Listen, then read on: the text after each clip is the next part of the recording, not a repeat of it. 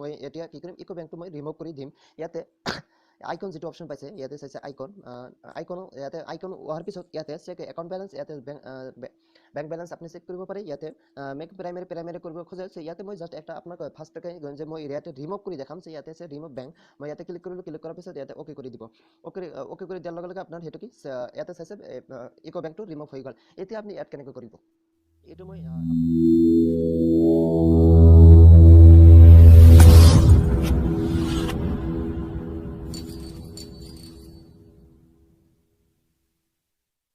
guys আজি আৰু এটা ৰোমাঞ্চকৰ ভিডিও লৈ আহিছো আপোনাৰ কাৰণে সো আপুনি পেটিএম পেমেন্ট বেংকত কেনেকৈ বেংক একাউন্ট এড কৰিব আৰু কেনেকৈ ৰিমুভ কৰিব সো সকলো ডিটেইলছ আজি আপোনাক কম সো তাৰ বাবে আপুনি লব এটা এটিএম কাৰ্ড যেটো এটিএম কাৰ্ড আপুনি বেংক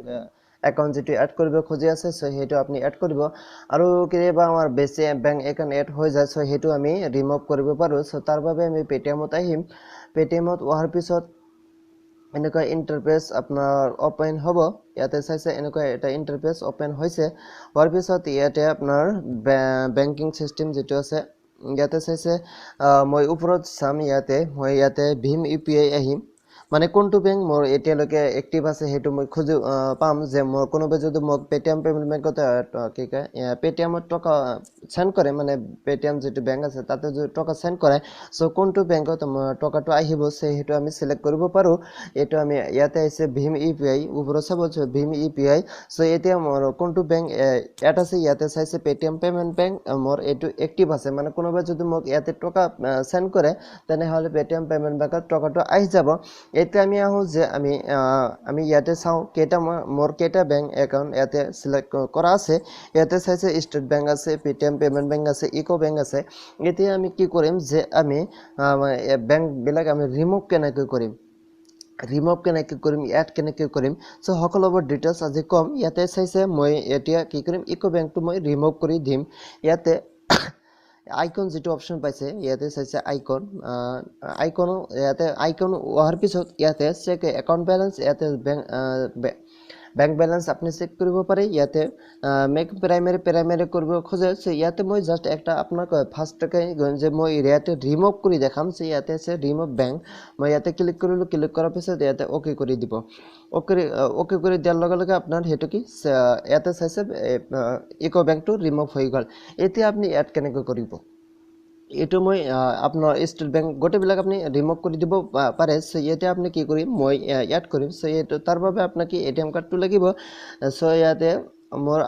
যদি আপনি ফাৰ্স্ট টাইম হয় তেনে হলে আপনি এটিএম কাৰ্ডৰ আপোনাৰ লাষ্টৰ 6টা নম্বৰ আপনি খুজিব আপোনাৰ এক্সপায়াৰি ডেটটো খুজিব আৰু সিভিভি টো খুজিব কিন্তু মোৰ ইয়াতে যেটো আগৰ পৰা আছিল তাৰ বাবে ইয়াতে চাইছে এড এনাদাৰ বেংক একাউন্ট ইয়াতে আপনি ক্লিক কৰিবি ইয়াতে ক্লিক কৰাৰ পিছত বেংকৰ অপশন বিলাক আহি যাব আহি যোৱাৰ পিছত ইয়াতে আপোনাৰ বেংকটো আপনি সাৰ্চ কৰি আনিব পাৰে সো মই ইয়াতে আছে ইকো বেংক অৰ পিছত ইয়াতে চাইছে আপোনাৰ বেংক ব্যালেন্সত আপোনাৰ যেটো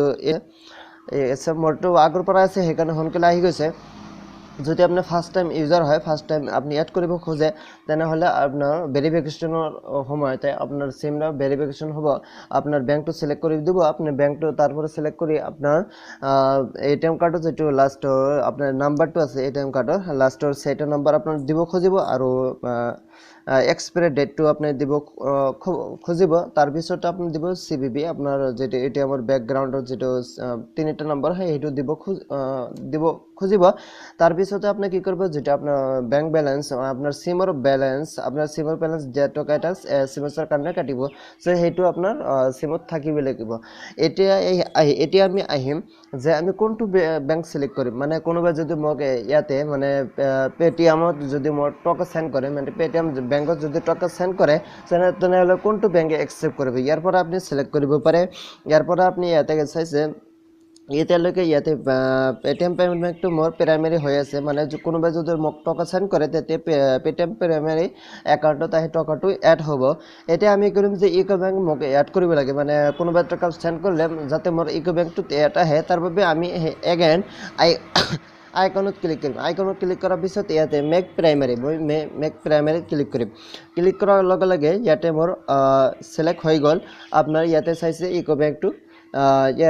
ভীম ইউপিআই ইকো বেংকটো হৈ গল মানে কোনোবা যদি আপোনাৰ ভীম ইউপিআই টকা সেন্ড কৰে তেনে আপোনাৰ ইকো বেংকটো একসেপ্ট হৈ যাব এতিয়া ইয়াতে চাইছে প্ৰাইমাৰি অ্যাকাউন্ট টু ইকো ব্যাংক হয়ে গেছে সো আশা কৰো ভিডিওটো ভাল লাগিছে ভাল লাগিলে like share comment and subscribe কৰিবলৈ নাপাহৰিব আৰু যদি কোনো অসুবিধা থাকে তেনেহলে মোক কমেন্ট কৰি জনাই দিব আৰু অহা নেক্সট ভিডিওত আপনি কেনে ধৰণৰ ভিডিও আপনি খোজে সেইটো আপনি কমেন্ট কৰি জনাই দিব থ্যাংক ইউ